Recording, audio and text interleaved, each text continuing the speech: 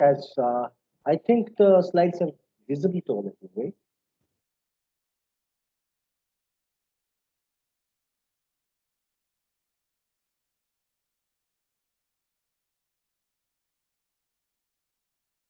So we'll start with this topic, bargaining. Now, to begin with, it's an integral part of it. It's a regular thing we do in our everyday life, right? And I have given you certain examples, like countries, they bargain over border, China, India, presently. Superpowers, they bargain over nuclear weapons, different corporate houses, particularly during acquisition and merger, they bargain over the actual valuation of particular entity. Political parties go for seat sharing, right? And as you will grow up a little bit more, settle in your life, you'll find that couples, they bargain on it. Okay. The, bar- the bargain is not about maximizing your pay. This is the first thing we should understand about bargain. So far, when we talk about a particular firm maximizes profit, a particular entity, individual maximizes utility, those type of things. At the end of the day, in a game theoretic environment, a particular agent tries to maximize the payoff or the expected payoff if there is certain uncertainty over the results. Bargaining is not about maximizing payoff. It is about devising good strategy. Okay. There are two things which is common across any format of bargaining. First is that suppose you implement successfully a deal through bargaining. What is the counterfactual? That there is no bargaining and it was like a standalone situation. So compared to a standalone non-cooperative outcome, when we talk about bargaining, it is basically we're talking about the sun. What do I mean by that? Take, for example, a very non-economic example, absolutely political example. I'm sure that most of you have heard about the Cold War during US and Russia in the 80s. And there was a particular point of time when the entire world stood on the verge of a third world war. Now, why this third world war was most critical, even over and above the first and second? Because if you remember the end of the Second World War was Hiroshima and Nagasaki. So when the Third World War starts, it will be purely and nuclear warfare. The entire arc was at the verge of demolition, annihilation. So that you can think of this surreal movies like Mad Max Fury Road, sort of thing. And that point of time I'm talking about is called the Cuban Missile Crisis. US had deployed nuclear capable missiles in its ally Turkey so that any part of Russia was within the striking range of these missiles. During that time, Russia did not have those intercontinental ballistic missiles which were capable of delivering a nuclear payload in mainland United States. So, under Nikita Khrushchev, USSR struck out a strategy of deploying nuclear capable missiles in Cuba right at the doorstep of mainland US.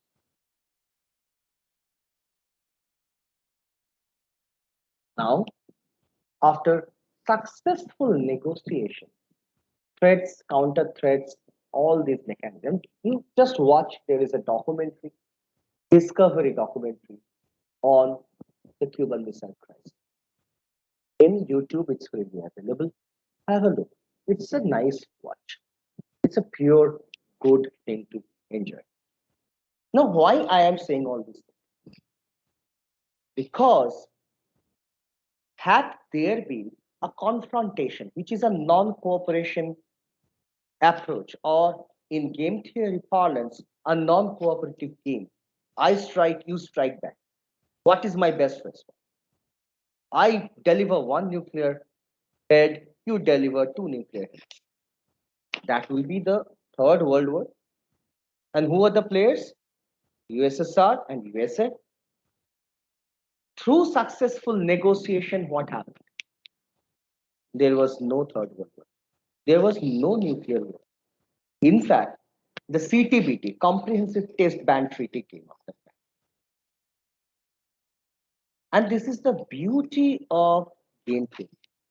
You can apply it anywhere and everywhere. If you apply it in a correct format, you'll get amazing results. Now, with that negotiation, there was no devastation. Had there been no cooperation, no negotiation, there would have been a nuclear war. Both the countries would have suffered nuclear stress. So, this no war situation compared to the war situation, there is a sum. And negotiation and bargaining is all about this surplus. Had there been no surplus or excess value, there is no point of any negotiation. This is the first thing.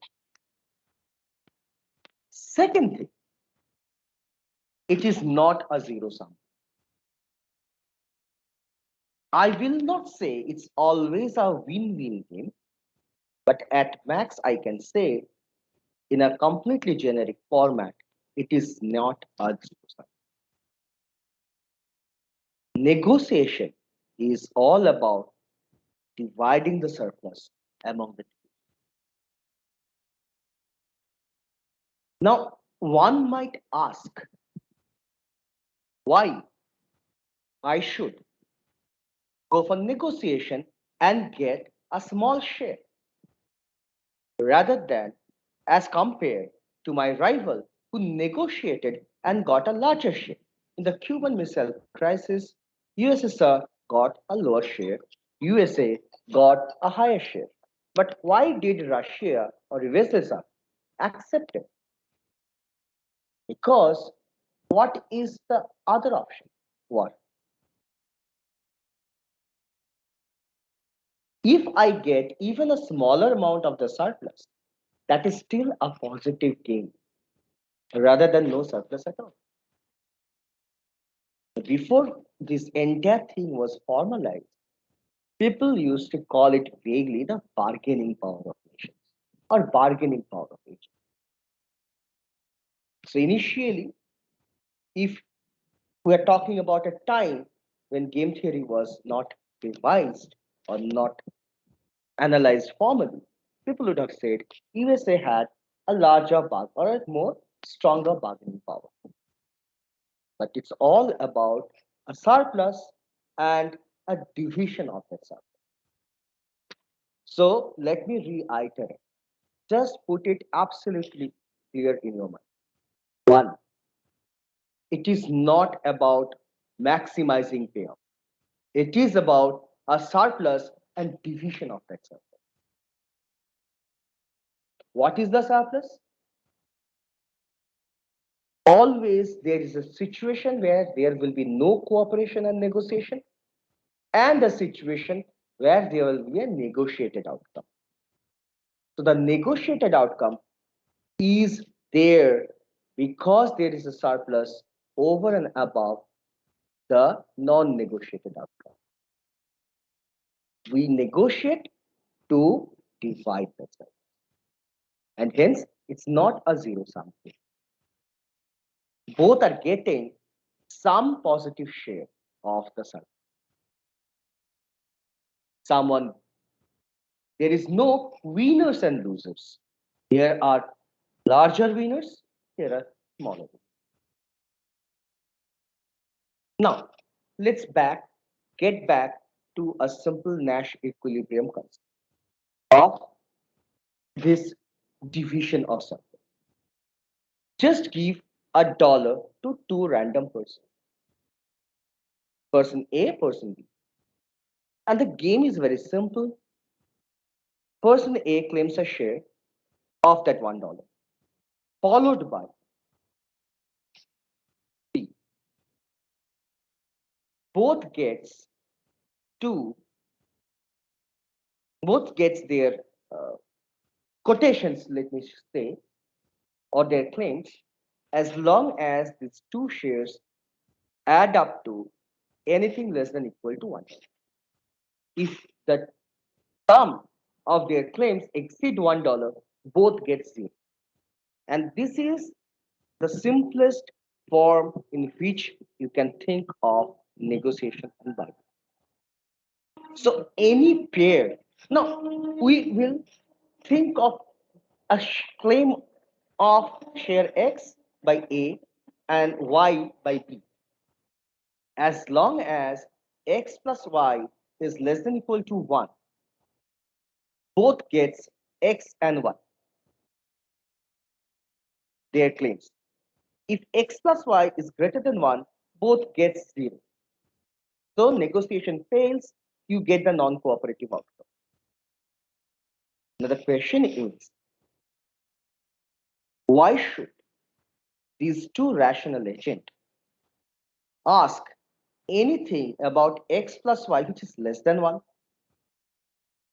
So basically we will concentrate on those options for which the equation X plus Y is equal to 1 is realized. Now, John Nash equilibrium concept will say anything which is X and Y, a pair, adding up to 1 is an equilibrium. So 0.99 plus 0.01 is a Nash equilibrium. Experimental evidence shows. What is the experiment? Say classroom experiment. I just take a pair like Vittal Agarwal and Suryansh Kumar and just ask them, there is 1,000 rupees, divide it among yourself. Most of the time, it's been shown that the area's result is somewhere around 50-50, which is also convergence of expectation. What is convergence of expectation? Suppose A thinks I quote anything more than 50%.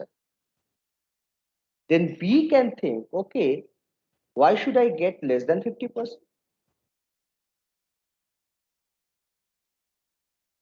So let's be vindictive, quote something more than 50%. Now, when both of them quote more than 50%, they get 0 at that. Now, both knows that. So even understanding of that will converge the equilibrium to a 50-50 or a 60-40, 55-45. So experimental design shows you that when A claims a share, in general, he does not leave anything less than 25% to B. Now, this is a very vague answer. If I leave it to the Nash equilibrium outcome, this is basically then we are talking about X and 1 minus X. And X can take any value. I need an outcome. I don't need an array of numbers in front of me. So there are two approaches to solve bargaining. One is the cooperative approach. You sit down together, find and implement a solution chart. If required, with a neutral third party as an arbitrator. This in general happens when we talk about non-economic issues like the Cuban Missile Crisis. Remember, Cuba, Turkey were also part of that game. Not only that, if you look into if you watch the video I'm talking about or the documentary I'm talking about, you will find the Pope. Remember, in in USSR, there's a huge, sufficient number of Catholic Christians. Same with USA. So the Pope got involved in entire history that's ever been one part where the Pope sitting on the Vatican City, he appeared and gave public or sent public request to both USA and USSR to stand up. A neutral third party. Other approach is simple and non-cooperative. Now, non-cooperative, as you can see, is easier to implement. Why? I maximize my benefit. That's the definition of non-cooperation. What is cooperation? I maximize the group benefit. It's human nature that individuals tend to maximize their own benefit. Hence, the non-cooperative approach is easier to implement. So even if we look the non-cooperative approach, it is unlike what we have learned previously. It is not about two people or two criminals playing hide and seek with the police in a prisoner dilemma, where they in general take decisions simultaneously. It is about a sequential. I take a step, followed by you, again followed by me. And what are these steps? Offers. I'm talking about a surplus and sharing. So I'm talking about X minus 1 minus X. The moment I declare X, you know what is 1 minus X. Either you can accept that or you can reject. If you reject, then shall I go back to 0 and 0? No, I'll revise X and give you a new X prime so that you know 1 minus X prime. So it's a sequential move which start with offers and counter offers and leads to the equilibrium outcome. So it's not about any X and 1 minus X combination, just like the Nash outcome. No, it's about a declaration. It's every X is a strategy. So X is a strategy of A, Y is a strategy of B. So I say X followed by, you immediately know what is Y, because the moment I declare X, you know Y is equal to 1 minus X. You can accept it or you can give no. I propose Y. The moment you propose Y, I understand what is my pay of 1 minus Y. And this will go on until both comes to an agreement and a particular X and Y becomes the unique equilibrium. So unlike an array of numbers, through sequential bargaining, we approach a definite number. Now, as I said in our lectures, there is no possibility of tutorials, so I bring in a simple example. Let's talk about Andy Grove and Bill Gates. So Andy come up with a microchip worth $900, which he can sell to, say, Intel. And Bill has a $100 worth software package.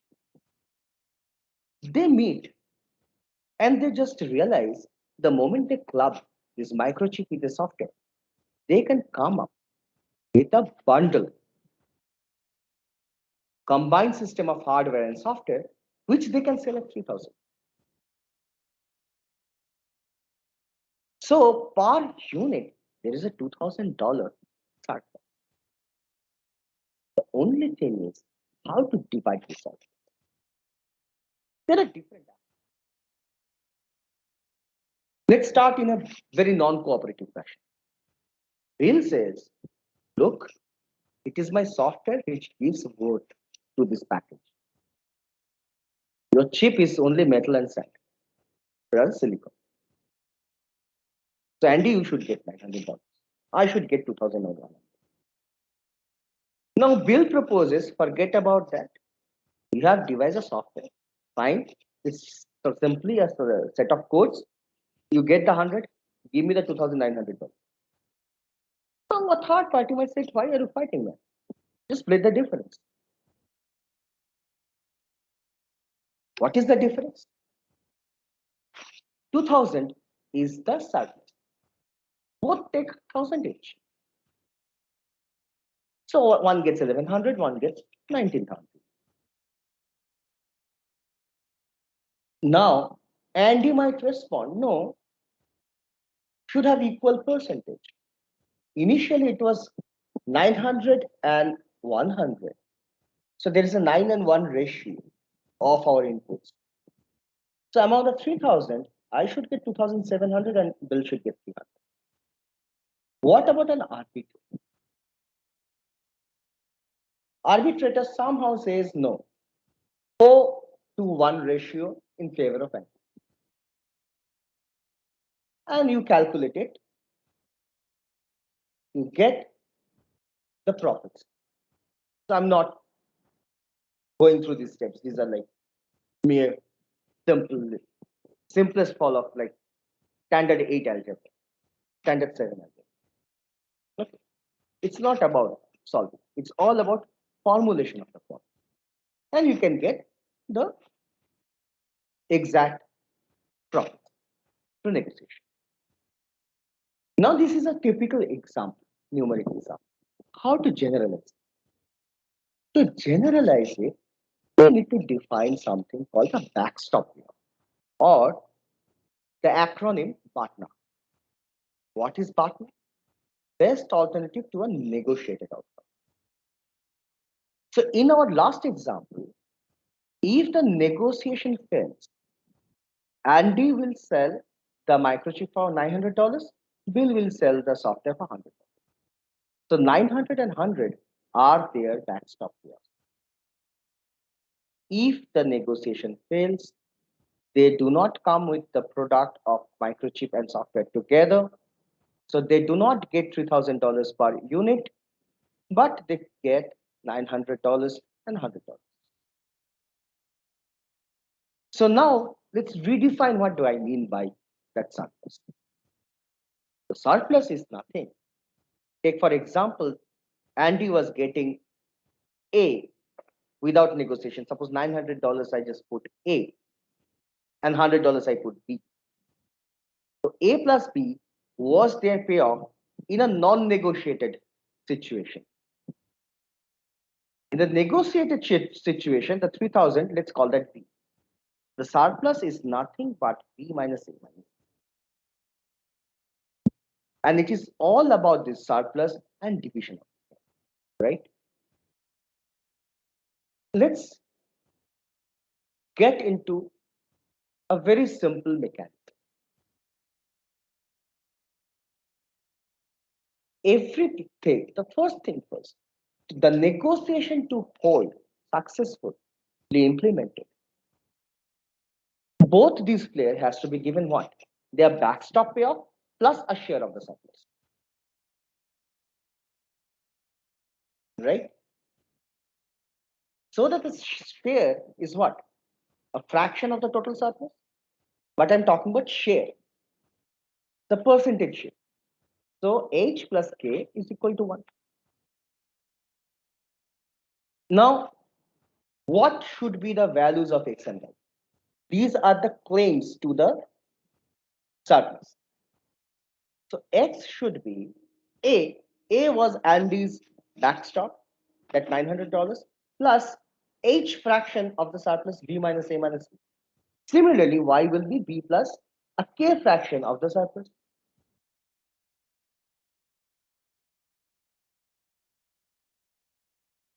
Now, what do I know? H plus K is equal to 1. And the surplus amount is the common V minus A minus B.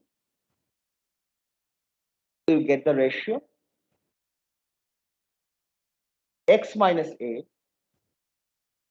divided by Y minus B is equal to H by K. Or you rewrite that as Y is equal to a function of X. So for any particular surplus value V, the share claims H and K should be such that this equation Y is equal to, look at the right hand most part of the equation. It's nothing but rearrangement of these equations. So first, you get an equation Y as a function of X. You can think it in terms Y as the best response to any particular X that you quote given H and K values. H and K are parametric values. One more, X plus Y should be equal to. So I have two unknowns, X and Y. You have two equations, 1 and 2. Solve it. How do they look? They look like this. Look, I started with their backstop uh, payoffs B and A. So point P, the coordinate P, indicates the backstop if payoffs in the payoff space Y and X, right? H and K determines what? The slope. What is the maximum that both can get V, the total surplus? And that is why you have a 45-degree line, VV.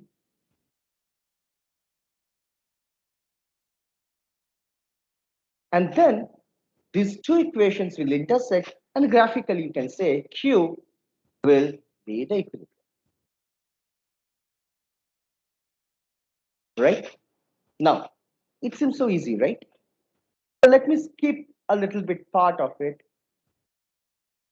Just let's think about a different scenario. Is it possible to jointly maximize? So far, what we have done, it's a non-cooperative outcome. Look at the second equation, Y as a function of X. It looks exactly like a response function or a reaction function. Whatever X you choose, I have a Y to maximize my payoff, right? And I have a constant. So it's basically a constant optimization problem. The question is, so far, this is a non-cooperative approach. So the question that is required to be answered is, what if giant action was? And not I choose a Y contingent upon your X. But we sit together and we somehow jointly come up with the outcome. So I will just skip certain portions here. These are like theoretical understanding or philosophical understanding of how non-cooperative thing is being modeled and what is the efficient part of it. I'm just skipping it for the time. Now, if you look into the optimization problem, when I said it's basically a constant optimization problem, basically you have a format in this. So you have a joint maximization. X minus A is X was my share, minus A was the backstop. H is the fraction I quote. x minus a to the power h into y minus b to the power k, subject to y is a function of it, right? And from the first order condition, what do you get? It get exactly the same equation.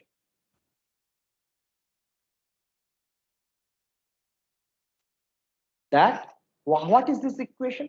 X by y is equal to h by k. Look, same equation. So whether you model it in a non-cooperative fashion or you go for a joint maximization, the moment you have a non-cooperative approach, the Nash equilibrium will be the same formula, right? We have taken a nonlinear format. So now you have utility frontiers and you have a nonlinear constant function. That's it. That's the only difference. Now, more important thing is that under this backstop payoff and negotiation, non-cooperative negotiation, or the Nash outcome of this bargaining thing, can I use my payoff by changing my backstop payoff? This is exactly what we call the variable threat bargaining. Why variable threat? I vary my non-negotiated outcome in the bargaining process with a threat that the bargaining or the negotiation process will collapse. How? It's very simple. So let's start with the initial backstop payoff A and B, the coordinate being showed by the point P. Q was the equilibrium. Look at all the points P1, P2, P3. In all the cases,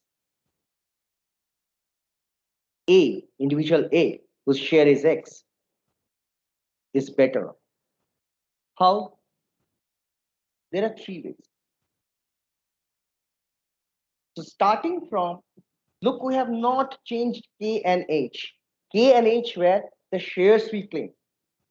Without changing the claims or the shares, just rearranging our backstop payout, we can be better off. How? Player A can choose a point P1. What is P1? He can say, look, you think A is my payoff? No. I have a payoff A prime, which is much better more than A.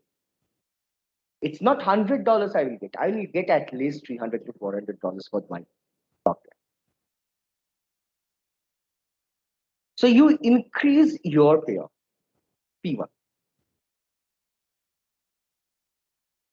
Then you go to Q prime. Other way, you decrease your rival's backstop. So A says, look, you are claiming that B is your backstop. No, it's much lower. So the basically we should concentrate on the point P2 and hence Q prime. More interestingly, I can reduce both our payoffs. So I'm not increasing my payoff or decreasing your payoff, but I'm decreasing both our payoffs, but trying to locate the point at P3. Even though you get in Q prime. What are the practical applications? Take for example, when he said, let's move to P1. You will always be able to negotiate a better job offer if you have one good offer in your basket. Or you can say the point P2. Take for example, you make yourself so valuable to the company with your employer. You can say the moment I leave, you lose a lot. So look, the threat is there. It's all about devising this threat mechanism. Now, so there can be other ways of modeling negotiation. We said no, it's all about offers and counter offers. So let's get back to that. So we start with a very simple situation of alternating offers. So we start with A giving an offer, B accepting or rejecting or giving a counter offer, and move on until and unless we reach an equilibrium. And the enter is a backward induction solution. We get to the subgame of equilibrium. Okay. Now there are questions which we need to answer before we start this moment. The first is, okay, we're talking about offer, counter offer, and it goes on indefinitely. We start at the end point, solve the stage, one stage back, then again one stage back. So we go on a backward induction, and then finally we solve come at the equilibrium. So we must start at the end. The question is, where is the end point?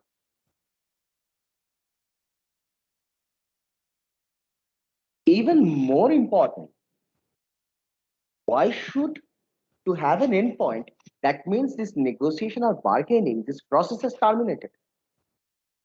So why should this process terminate at all?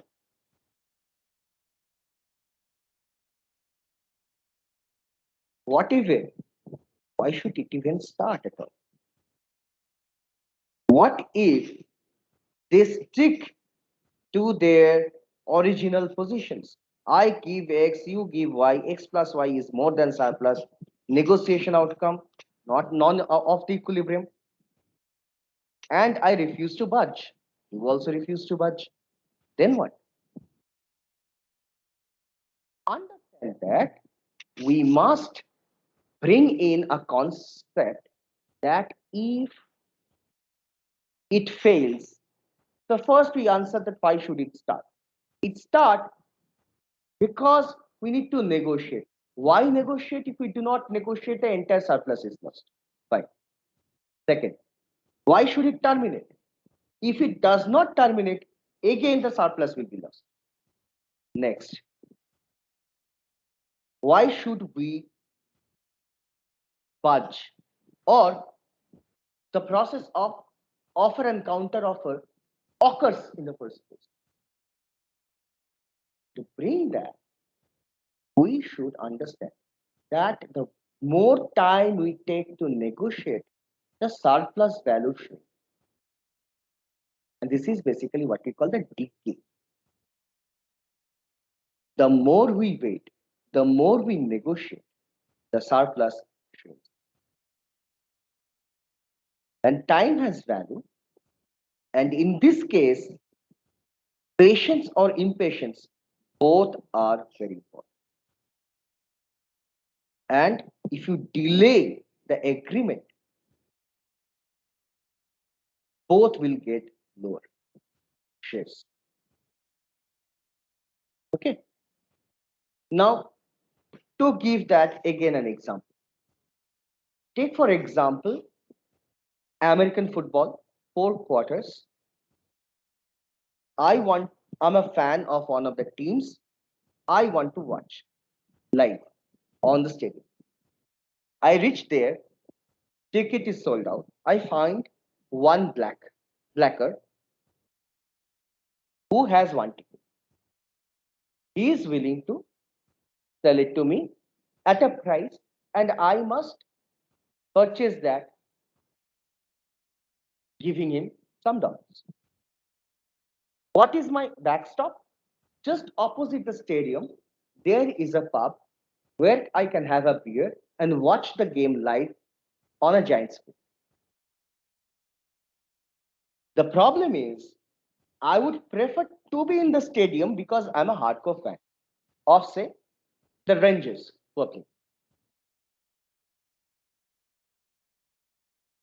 The maximum which I can pay is $25 a quarter per quarter. This is the 4 quarters, 15 minutes each. Okay, so that's the story. Just remember, I go before the game starts. What is the value of the ticket? The maximum. Suppose I give an offer. Okay, this the particular blacker tells me, okay, this much you should pay. I can accept, or I can go back to the pub, watch it there. Again, just before the second half or the second quarter, I come back and renegotiate. As the game approaches the end, the value of the ticket falls. So from here, can anyone tell me what would be, with the information on the screen right now, can anyone tell me what would be the equilibrium price of the ticket so that the blacker will sell and I will buy and watch it live on stadium, the entire game?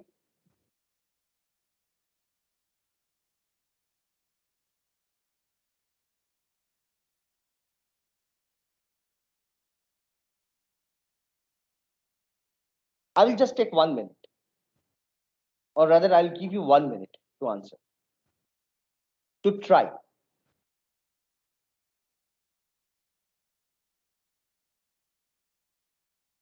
The first hint is, what will be the value of the ticket at the beginning of the fourth quarter?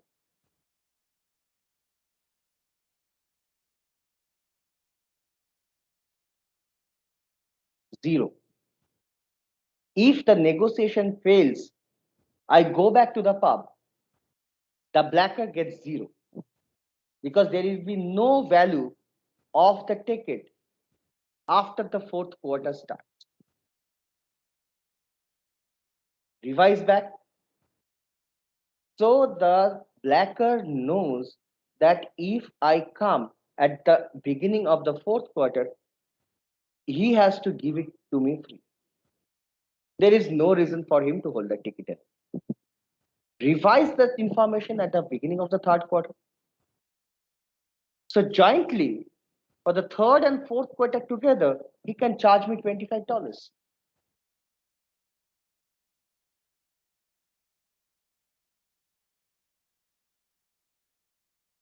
because he has to give the fourth quarter to me for free. Right? Go back one period, please. If at the beginning of the second quarter I leave, that means I do not accept the offer made by the blacker. Then at the third quarter, you have to be, you have to give it the ticket to me for $25. So you will give me the ticket at $25 even at the beginning of the second quarter. First quarter, another $25. $50, it will be done. What is the surplus? I was willing to give. So what is the value of the ticket to me? 4 quarters, $25 per quarter, $100. So that's the surplus. How it is being shared? I give $50 and I watch the game for the entire game. So basically, $50 to me, $50 to you. So even before the match starts, both these players can foresee the entire future, roll it back before the game starts. The ticket will be sold at $50. Without doing a single match, we can solve it just through simple logical deduction. Now, You generalize that theoretically. I make an offer. So the total surplus, I make an offer X1. If you accept, done. If you do not accept, then the value of the surplus comes down to V minus X1. Such that, let's assume, make it finite. You can make it infinite also. So there will be del 1 minus del square. So basically it's 1 minus 1 minus del. So you can do that infinite discount also. But let's make it simple. Suppose for 10 rounds, this offer can hold such that X1 is by me, X2 by you, X3 by me, X4 by you. So if all these offers and re-offers, counter offers keeps on going, 1, 2, 3 is time period. The first period offer, second period offer, third period offer, 10th period, there is no surplus there. If I give this problem to you, what will be the equilibrium where there will be no decay? The entire surplus can be split. Look,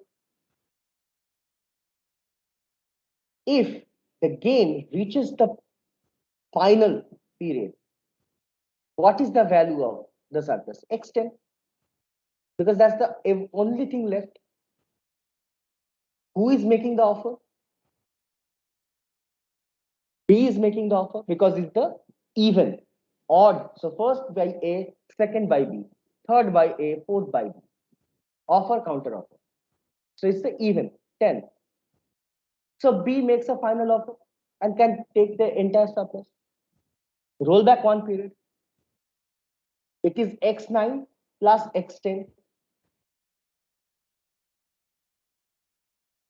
Now, A knows if he does not offer at least X10 to B, B will not accept because he will get X10 in the next period. So I keep X9, give X10 to B. Roll back one period, and this is exactly how it will look.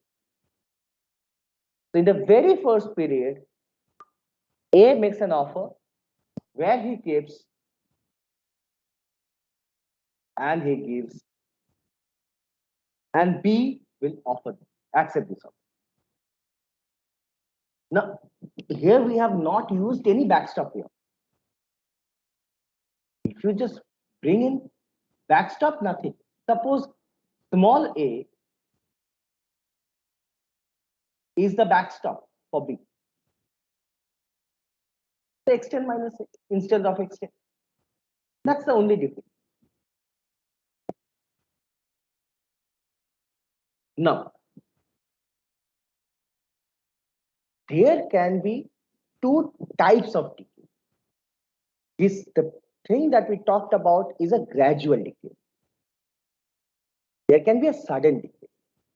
And this is what we call an ultimatum. Okay. Now, there is a proposer and there is a chooser. Let's come back to that $1. Most, even in that ultimatum, what will be the case? What is ultimatum? I make an offer, you accept it, or both of us gets nothing. That's the sudden decay. So there is only one offer to be made, which is to be accepted or rejected. The moment you reject it, everything is lost. So there is a proposer and the other one is a chooser. Now in this case, basically what happens, the proposer is more like a dictator. Either take it or leave it. But even then, the experiment, particularly classroom experiments, the most common offer was a 50-50 split.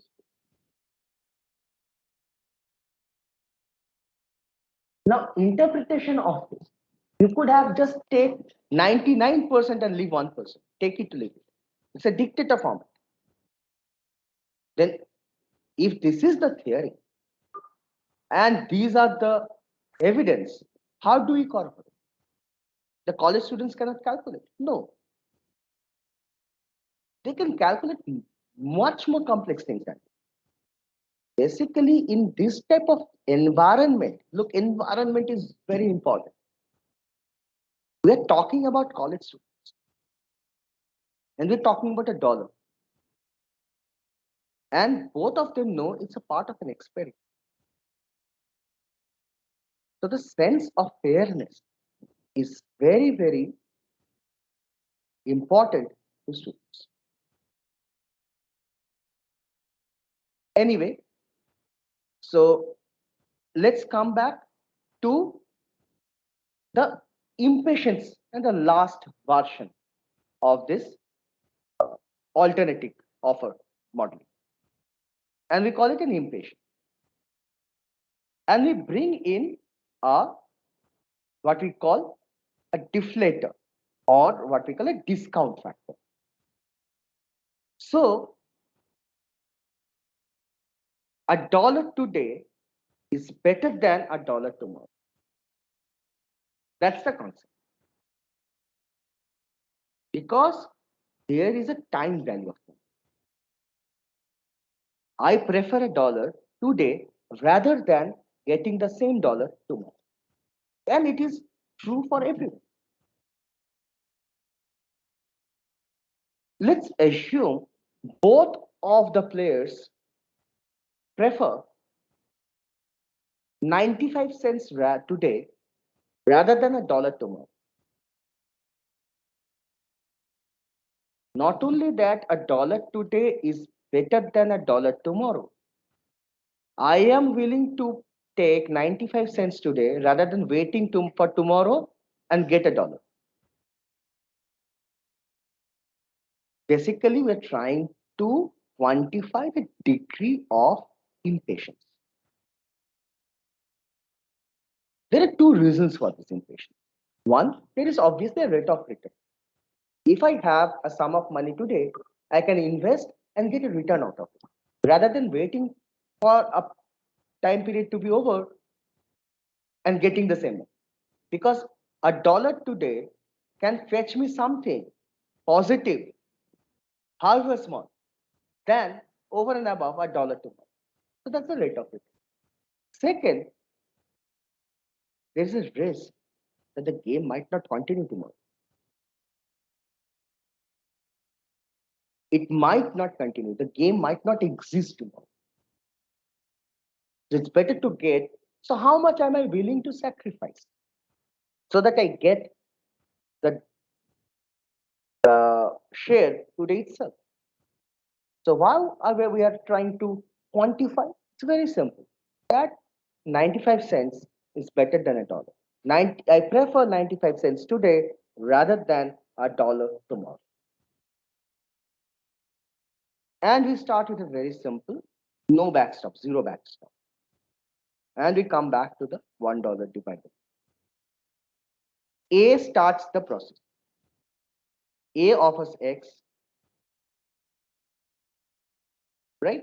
And in the next period, B will accept or give a counter offer. Now, this proposer must give, or the initiator must give the opponent or the rival or the other player at least an amount which is equivalent in his eye. So if I want to give him X tomorrow, I must give him at least 0.95X today. So if I offer 0.95X to B, I am left with 1.0.95X. But who makes the offer? A. What was A's offer? X. So we equate. So X is is equal to 1 minus 0.95X. Or X is equal to 0.51.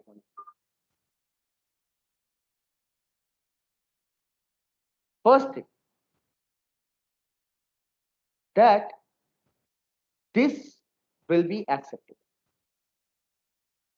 because B is willing to get 95 cents today rather than $1 tomorrow. He's impatient. And we don't have to go through this.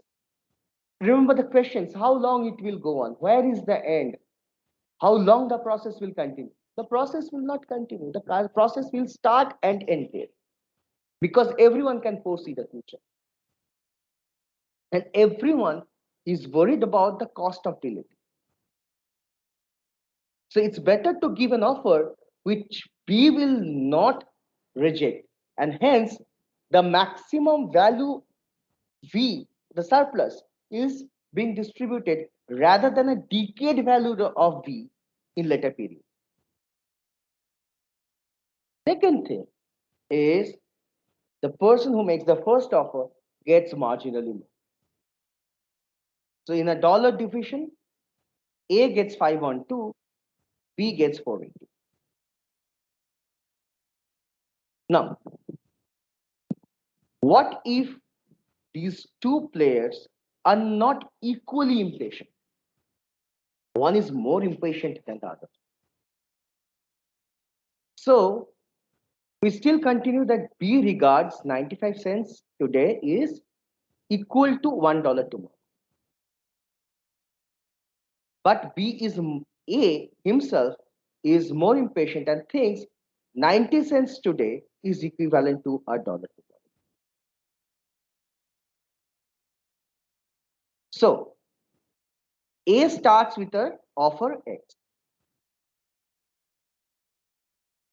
And if B starts the offer, he will start with an offer Y. Now, what does A know? That if B starts the process, he will give Y, he will get Y in the next period. Suppose I start with X today. B rejects, B will give an offer Y tomorrow. But if I can give Y 95% of Y today, he will accept.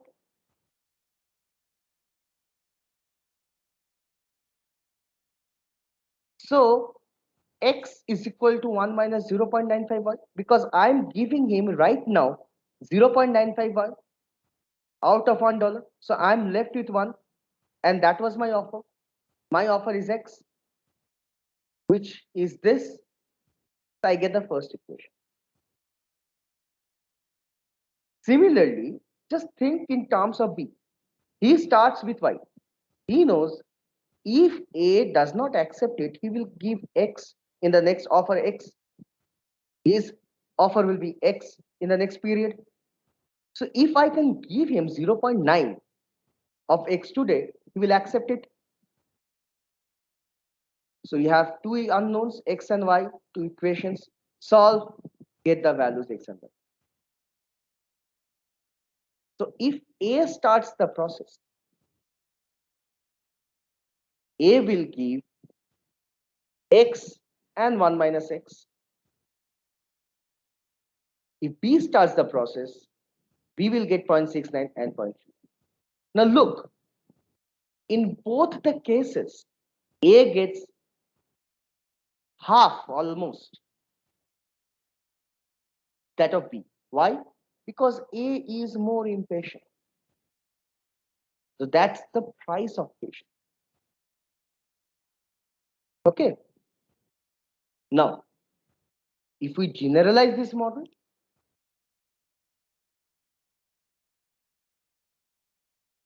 instead of 95%, 90%, let's make it some generic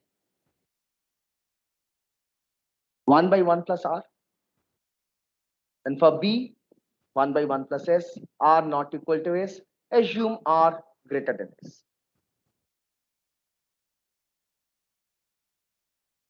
Solve for it, you get these two equations. Now you can ignore the multiplicative term R into S. Because what is R? If I assume 90 cents today is equivalent to $1 tomorrow, then basically I'm talking about an R which is 0.0 or 0.1, sorry, and 95% 0.05. So 0.1 into 0.05, it's a very small amount. You can ignore that RS comma. Okay. So observation, x plus y greater than 1. Why? If you just look at this, the problem is, do not misinterpret. When I'm talking about X and Y, basically these are the two beginning offers by the two different individuals, A and B. If A starts, then the share will be X and 1 minus X. If B starts, then it's Y and 1 minus 1. So do not assume that X and Y are the two offers coming together. It's either X and 1 minus X or Y and 1 minus Y, not X and Y. Second, as I told, you can ignore that RS. Third, the moment you come to the approximate solution, removing the multiplicative term RS, what you see? X by Y or Y by X. What are these? These are the initial offers if either A or B starts the negotiation process. That is nothing but a ratio of their degree of patience. So the share that I get is inversely proportional to the rates of my negotiation. So the more patient I am, more share I will get. Okay, so that's all. And this is the reference. So let me stop sharing the slide. Open to questions.